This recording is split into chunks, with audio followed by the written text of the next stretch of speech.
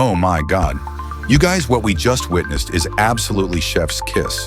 The most elegantly savage, passive-aggressive royal revenge served ice cold on a silver platter. And the best part? Most people completely missed it.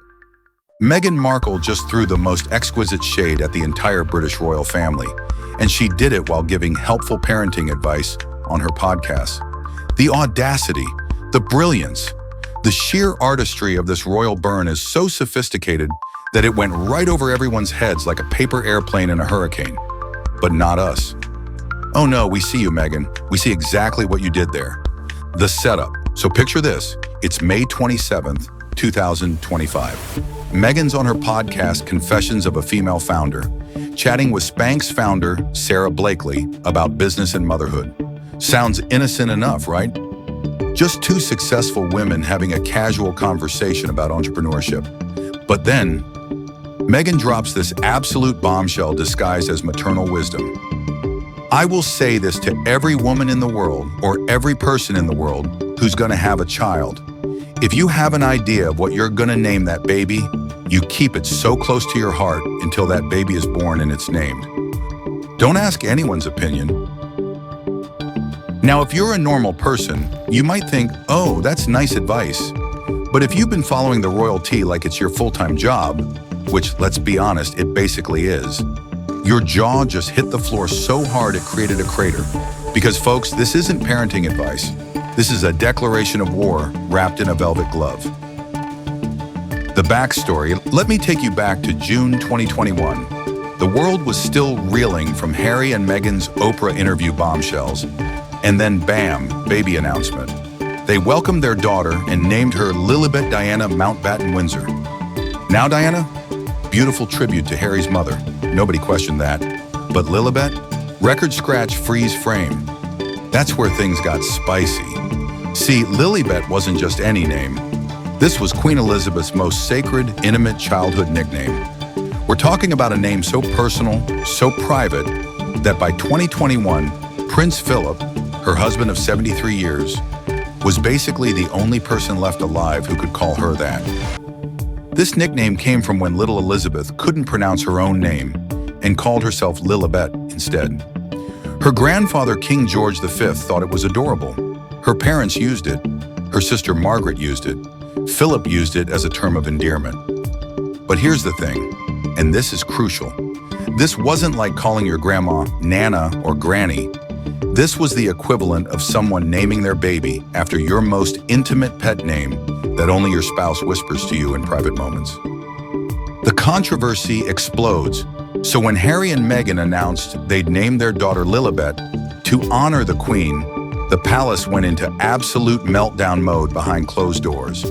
Because here's what really happened. According to multiple palace sources, Harry called his grandmother after Meghan gave birth and basically informed her they were naming the baby Lilibet. Not asked, not requested permission, informed.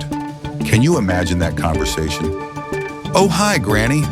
We just had the baby and we decided to name her after you, using the name that only Grandpa Philip called you, the name that represents your most vulnerable childhood memories, the name that's literally the last private thing you have left in this world. The BBC reported that palace sources said the Queen was never asked about using the name.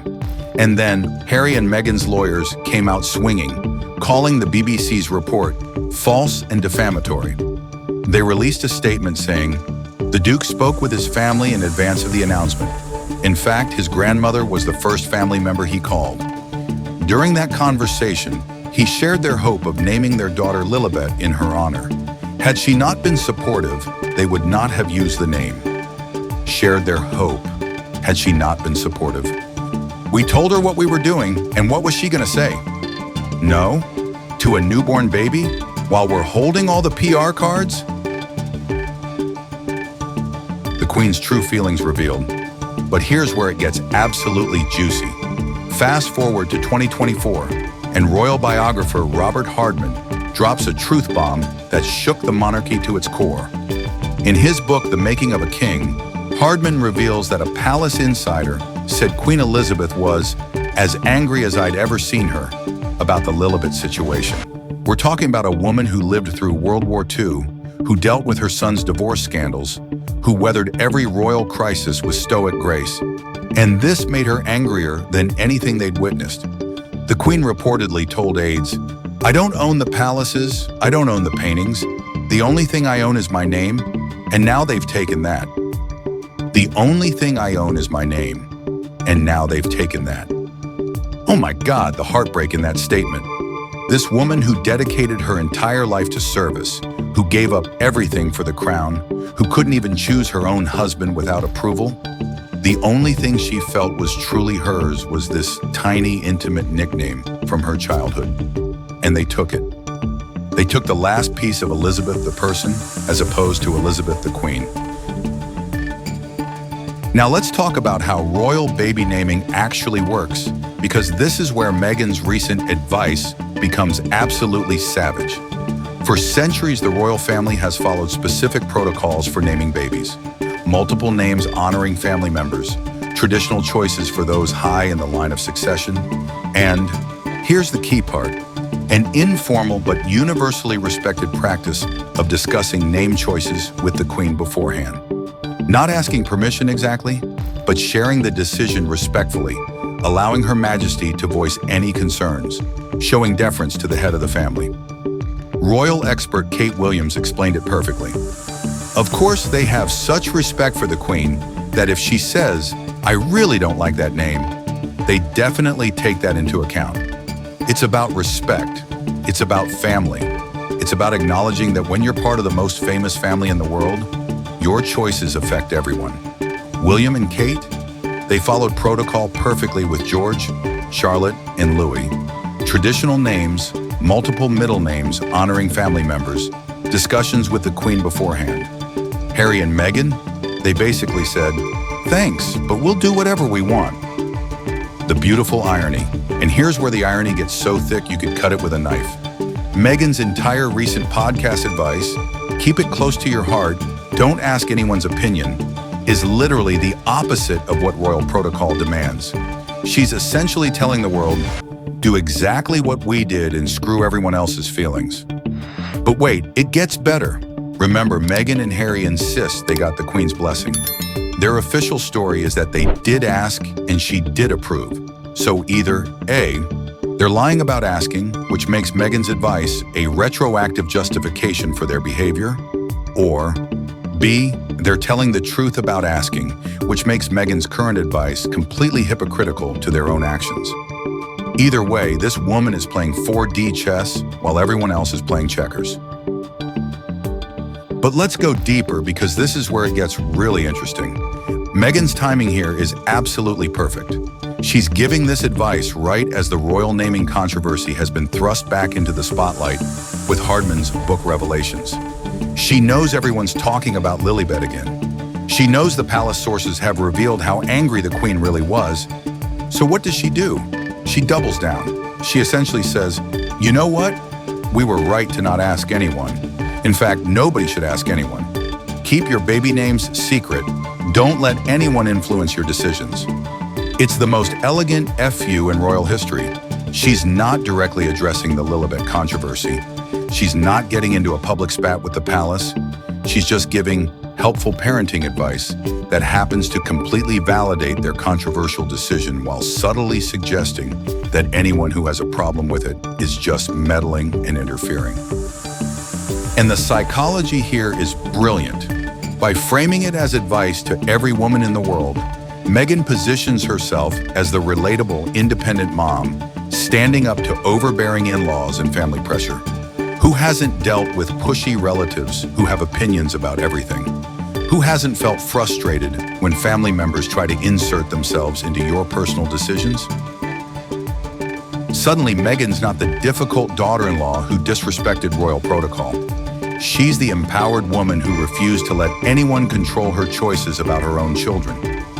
It's narrative manipulation at its finest. And what can the royal family say? Nothing.